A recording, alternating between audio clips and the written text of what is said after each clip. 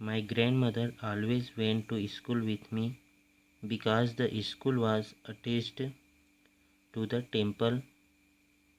The priest taught us the alphabet and the morning prayer, while the children sat in rows on either side of the Varhan, singing the alphabet or the prayer in a chorus. My grandmother sat inside reading the scriptures. When we had both finished, we would walk back together. This time the village dogs would meet us at the temple door. They followed us to our home, growling and fighting with each other for the chapatis we threw to them. मेरी दादी माँ हमेशा मेरे साथ school जाती थी क्योंकि school और मंदिर साथ में जुड़ा हुआ था। पुजारी हमें वर्ण ज्ञान और सुबह का प्रार्थना सिखाते थे। जब बच्चे बरामदे में पंक्तिबद्ध होकर बैठ जाते और वर्ण ज्ञान या प्रेयर गाते, प्रार्थना गाते, तब दादी माँ अंदर बैठकर धार्मिक पुस्तकें पढ़ती और जब हम दोनों के कार्य समाप्त हो जाता तो हम साथ साथ वापस होते समय गांव के कुत्ते मंदिर के दरवाजे पर हमें मिलते। हमारे द्वारा फेंके गए चपाती के टुकड़ों को कुत्ते उसके लिए दौड़ते और एक दूसरे को गुर्राते लड़ते हुए हमारे घर तक आते। When my parents were comfortably settled in the city, they sent for us. That was a turning point in our friendship. Although we shared the room, my grandmother no longer came to school with me. I used to go to an English school in a motor bus. There were no dogs in the streets and she took to feeding sparrows in the courtyard of her city house.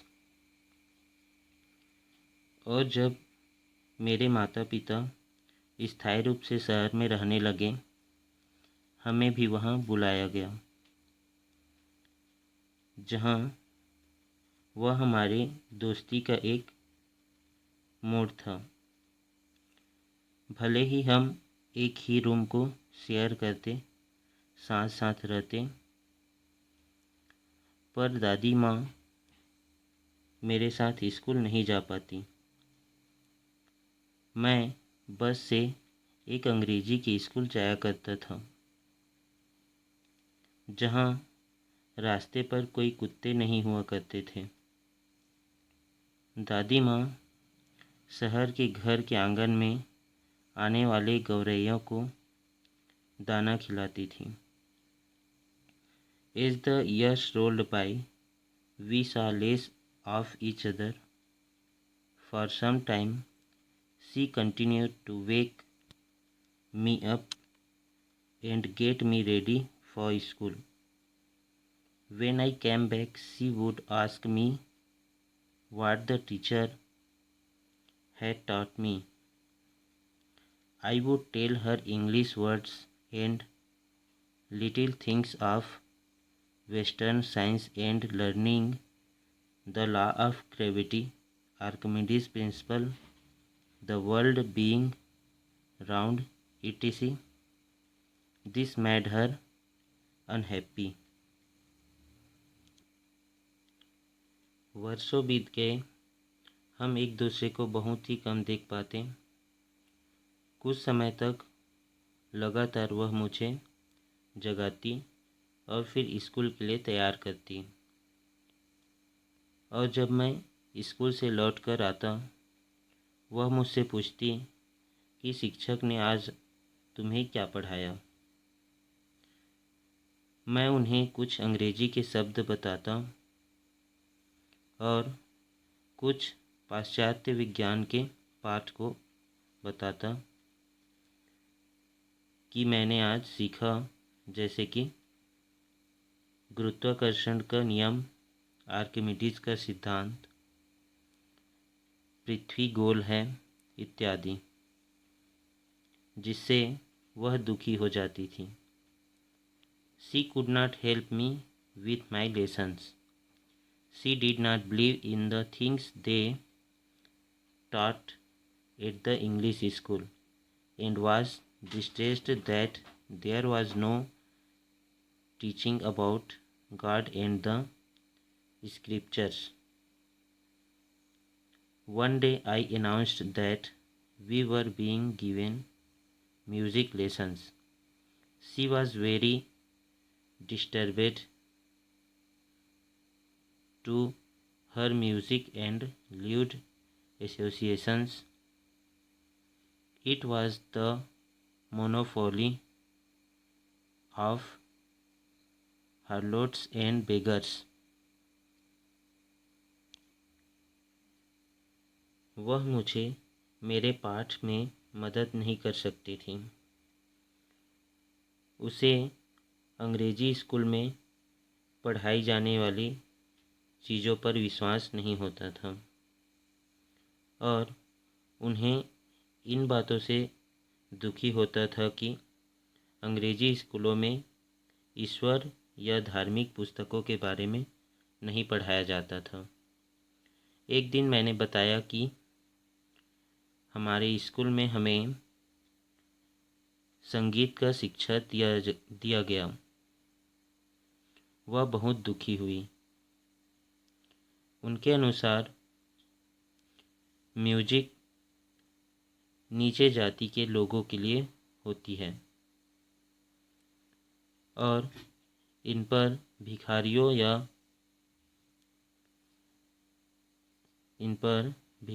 या वेश्याओं का विशेषाधिकार होता है।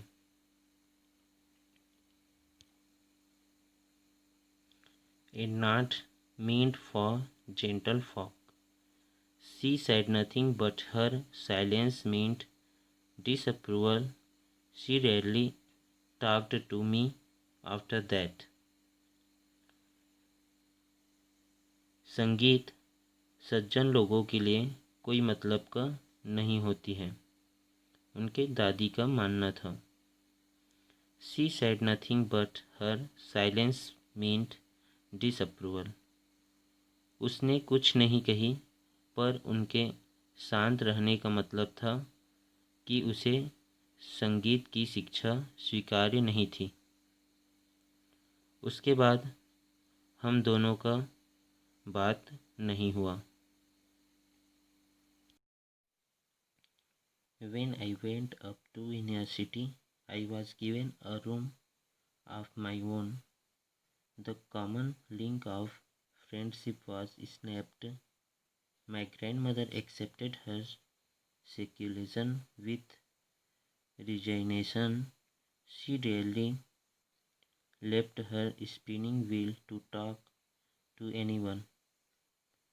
From sunrise to sunset, she sat by her wheel, spinning and reciting prayers. Only in the afternoon she relaxed for a while to feed the sparrows. While she sat in the veranda, breaking the bread into little bits, hundreds of little birds collected round her, creating a veritable bedlam of chirping. Some came and perched on her legs, others on her shoulders, some even sat on her head. She smiled but never showed them away. It used to be the happiest half hour of the day for her. जब मैं विश्वविद्यालय गया, मुझे अलग से निजी कमरा दिया गया और हमारे बीच सामान्य जुड़ाव जो है ख़त्म हो गया। मेरी दादी माँ इस एकांत को लगभग स्वीकार कर चुकी थी। वह मुश्किल से कभी किसी से बात करने के लिए अपने चरखा को छोड़ती थी। वह सूर्योदय से सूर्यास्त तक अपने चरखे से लगी रहती थी और प्रार्थना करती रहती थी। केवल दोपहर को वह कुछ देर के लिए आराम करती थी, गौरैयों को खिलाती हुई। जब वह बरामदे में बैठकर रोटी को छोटे छोटे टुकड़े में तोड़ती थी, तब सैकड़ों छोटी चिड़ियाँ वहाँ उड़कर आ जाती थीं। इकट्ठे होकर वे चहचहाती थीं।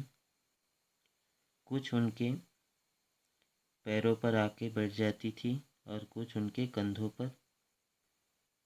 पर वह उसे भगाती नहीं थी, बल्कि मुस्कुराती थी। और यह आधा घंटा उसके लिए एक सुख का समय होता था।